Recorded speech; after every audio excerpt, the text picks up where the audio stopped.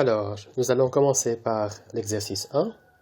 On a la relation R définie sur l'ensemble Z par XRY si et seulement si x plus y sur 2 est un nombre premier. Alors, je vous rappelle qu'un nombre premier est un entier supérieur ou égal à 2 qui est divisible par 1 et par lui-même seulement. Par exemple, 2, 3, 5, 7, 11, 13, etc. sont des nombres premiers.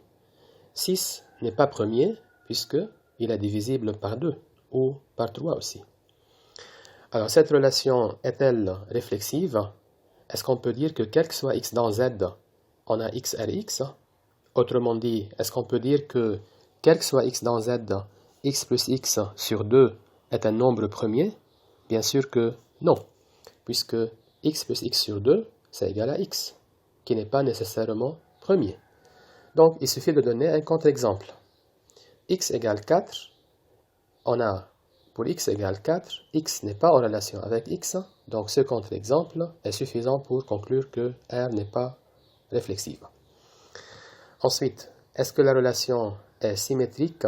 Bien sûr que oui, puisque, quel que soit x et y dans z, si x est y, alors x plus y sur 2 est premier, c'est-à-dire y plus x sur 2 est premier, et donc yr x.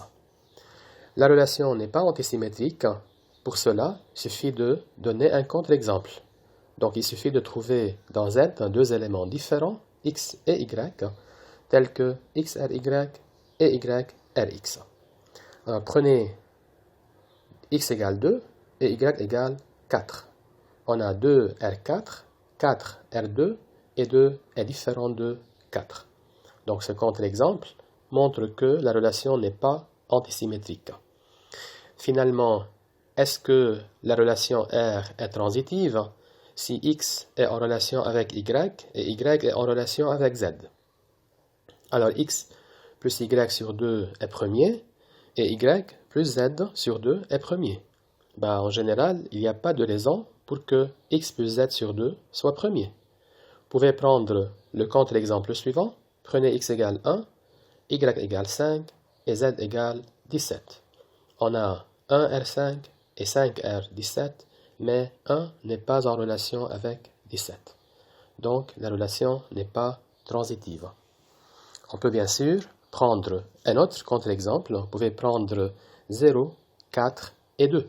0 est en relation avec 4, 4 est en relation avec 2, mais 0 n'est pas en relation avec 2, puisque 0 plus 2 sur 2, c'est égal à 1, et 1, par définition, n'est pas un nombre premier.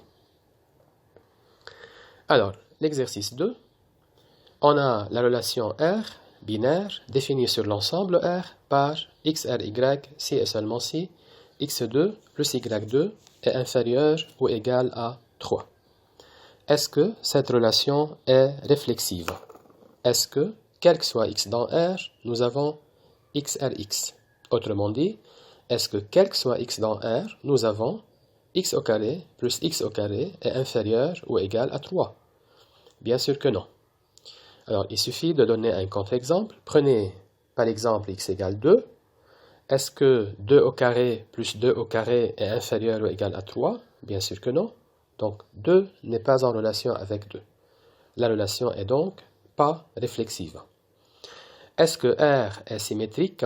Bien sûr que oui, puisque quel que soit x et y dans R, si x est y, alors x2 plus y2 est inférieur ou égal à 3, ce qui est équivalent à dire y2 plus x2 est inférieur ou égal à 3, et donc yrx.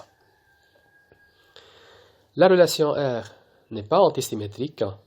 En effet, il suffit de trouver dans l'ensemble R deux éléments différents, x et y, tels que xry et yrx. Alors j'ai choisi 0 et 1. On a 0 est en relation avec 1 est en relation avec 0, et 0 est différent de 1. Donc ce contre-exemple montre que la relation n'est pas antisymétrique. Et finalement, est-ce que cette relation est transitive si x ry et y rz? A-t-on nécessairement xrz? Si x2 plus y2 est inférieur ou égal à 3, et y2 plus z2 est inférieur ou égal à 3, ben en général, il n'y a pas de raison pour que x2 plus z2 soit inférieur ou égal à 3. Vous pouvez considérer le contre-exemple suivant. Prenez x égale moins racine de 2, y égale 1 et z égale racine de 2. Vous avez moins racine de 2 est en relation avec 1 est en relation avec racine de 2, mais moins racine de 2 n'est pas en relation avec racine de 2.